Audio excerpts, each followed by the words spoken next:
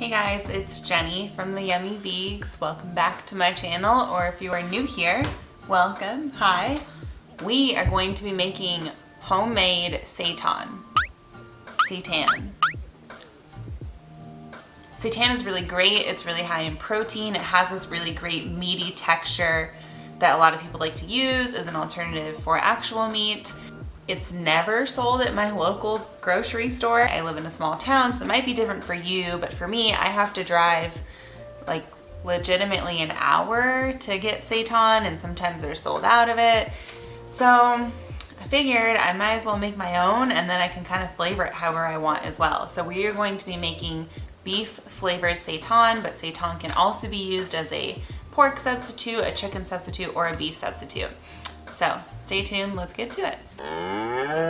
So you can make seitan using normal whole wheat flour.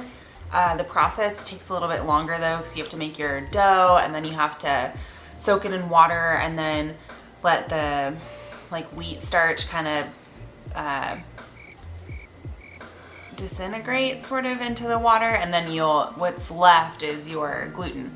But you can also be lazy like me and just use this. So this is already gluten flour. So you can see how much higher the percentage is in protein here. It's 70 to 80% gluten. And this is vital wheat gluten flour. All you need to make the seitan, just the base of it without the flavoring, is the vital weight gluten flour. And then you can use like a chickpea flour, or I'm gonna use a cassava flour because that's what I have. And then water. So we're going to mix that together, and then we're going to knead it, and then that's your seitan, and then we're also going to cook it to give it the beef flavor. Yeah. Okay, so we're gonna get a cup of our vital gluten thing.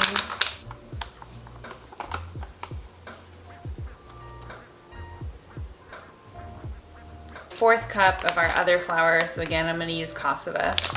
Okay.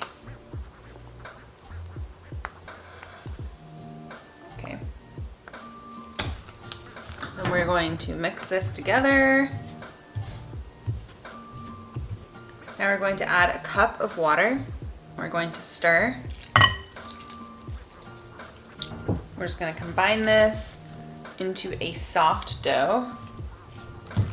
So I'm just trying to make sure I'm getting that there's no dry spots, I guess. Knead this for 5 minutes.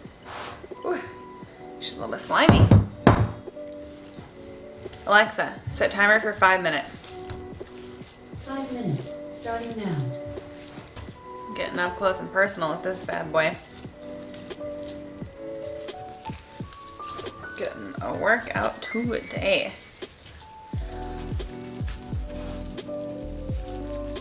Okay, so it's been 5 minutes. Alexa, stop.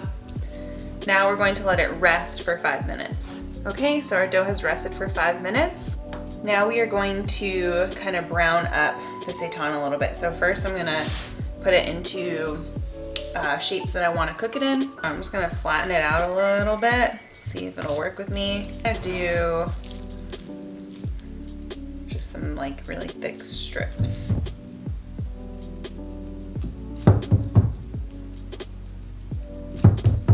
All right, so we have 4 strips.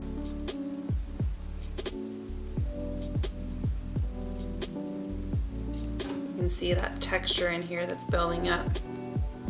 All right, so turning the heat on medium high. Then we're gonna add a nice little coat of oil in here.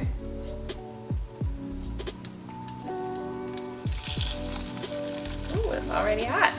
That's fast.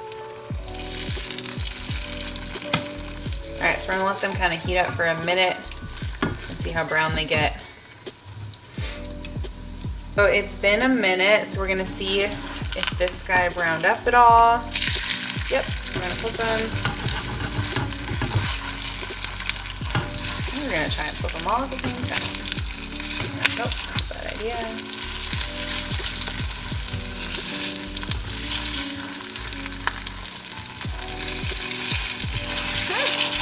Yes!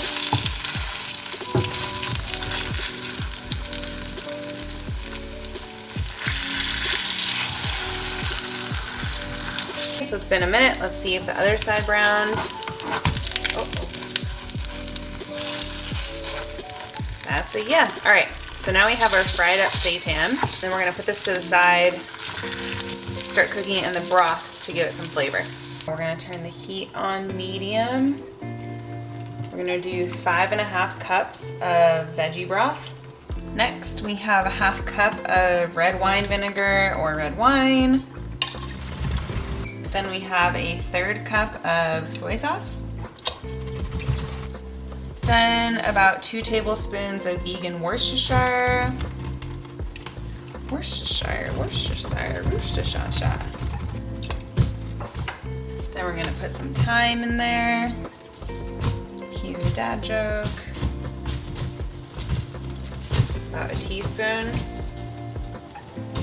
We're gonna do some onion powder, about a ½ teaspoon.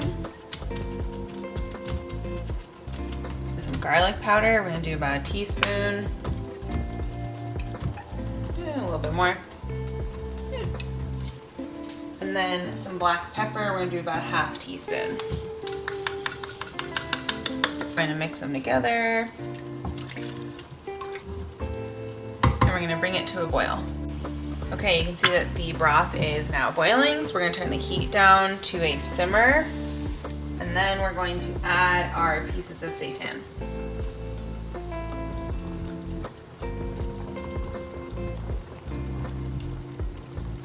So we're going to let this simmer for an hour uncovered, and you just wanna make sure that it doesn't start to boil. It has been an hour, and you can see that the seitan has gotten much bigger, and so it's expanded in size. So we are going to drain it. So we have drained the seitan. We're now going to bring it back to a frying pan and just crisp it up a little bit more. So we have a little bit of oil on a pan. We turned it to a medium heat, and we're just gonna let it crisp for about a minute on each side. Okay, so this is our seitan. We're going to cut into our faux beef seitan.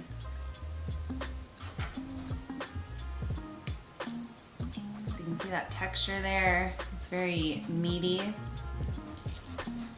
I say with air quotes. No, yes. Finger quotes? I don't know. All right, we're gonna try the beef seitan. I like how I'm using this big old knife to cut it.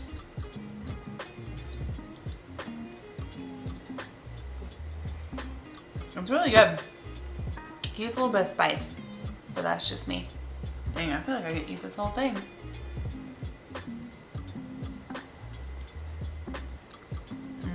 So once you make the seitan, you can spice it up however you want. You could throw it on the grill, throw it in a stir fry, a wrap, a sandwich, whatever you want.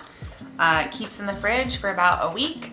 And yeah, I hope this is helpful. I hope you guys make some delicious seitan. And that's all I got. All right, guys. Okay, bye.